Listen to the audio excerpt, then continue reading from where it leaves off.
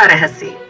वैज्ञानिकों के लिए आज भी चुनौती मध्य प्रदेश के छतरपुर जिले के बाजना क्षेत्र में स्थित भीमकुंड आज भी अपने अद्भुत रहस्यों के कारण चर्चा का विषय बना हुआ है।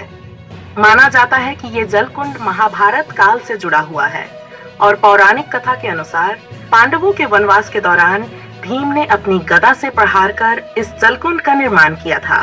वैज्ञानिक दृष्टि से भी यह स्थान अत्यंत रोचक है। विशेषज्ञों के अनुसार भीमकुंड की गहराई अब तक पूरी तरह नापी नहीं जा सकी है। कई शोध एवं गोताखोरी प्रयासों के बावजूद इसके तल का पता नहीं चल पाया है। यही कारण है कि ये प्राकृतिक जलकुंड आज भी वैज्ञानिकों के लिए एक चुनौती बना हुआ है।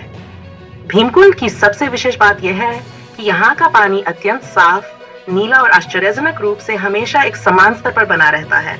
माना जाता है कि प्राकृतिक आपदाओं, विशेषकर भूकंप और बड़े पर्यावरणीय बदलावों से पहले यहाँ जलस्तर में विशेष प्रकार की हलचल देखी जाती है, जिसे स्थानीय लोग संकेत के रूप में मानते हैं। आस्था और पर्यटन दोनों का प्रमुख केंद्र होने के कारण प्रतिवर्ष बड़ी संख्या में श्रद्धालु और पर्यटक यहाँ पहुँचते हैं। प्राकृतिक सुंदरता, पहाड़ी चट्टानों के बीच बसा ये रहस्यमयी जलकुंड हर आगंतुक को आश्चर्य से भर देता है।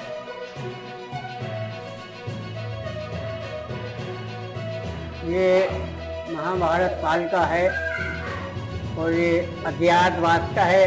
अज्ञातवास में जब पांडव लोग वनवास में थे तो इस द्रौपदी को प्यास लगी थी, पांचाली को, तो उन्होंने भीम से कहा कि हमको प्यास लगी। तो फिर भीम ने नकुल से कहा, नकुल जानते थे पानी के संबंध में, तो नकुल थोड़ी दूर तक जंगल में चले। कहा भीम पानी तो है लेकिन हो इतनी गहराई में। तो फिर भीम ने अपना गदा का प्रहार किया तो पाताल फूट गया, पानी निकल आया।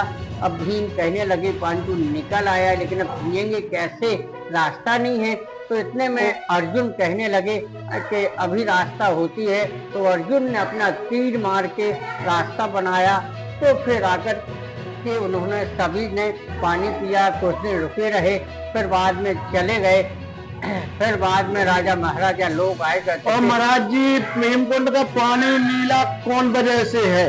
ये गहराई की वजह से है, इसका कोई अनंत है। इसका गहराई का आज तक एक से एक वैज्ञानिक सुनने में आया इसमें नीलमणि है शायद। अब कहते हैं लेकिन किसी ने देखा नहीं है। लेकिन पानी बिल्कुल क्लीन पानी रहता है। इस पानी के अंदर अपन एक सिक्का भी डाले तो कम से कम 70-80 फुट नीचे तक चमकता लहराता हुआ पड़ा। तो आपको बताएं कि ये अज्ञातवास के समय का है, महाभारत कालीन भीमकुंड धाम है। जिस समय पांडव यहाँ पर आए हुए थे, अज्ञातवास के समय की बात है, तो द्रौपदी जी को प्यास लगी हुई थी। द्रौपदी ने भीम से कहा कि हमको प्यास लगी हुई है। तब फिर भीम जी ने गदा के प्रयास से पाताल फोड़ दिया। अर्जुन ने बाणों से नीचे जाने के लिए रास्ता किया। साथ ही जब वहां तक पहुंचे सभी पांडव लोग, उन्होंने जलपान किया।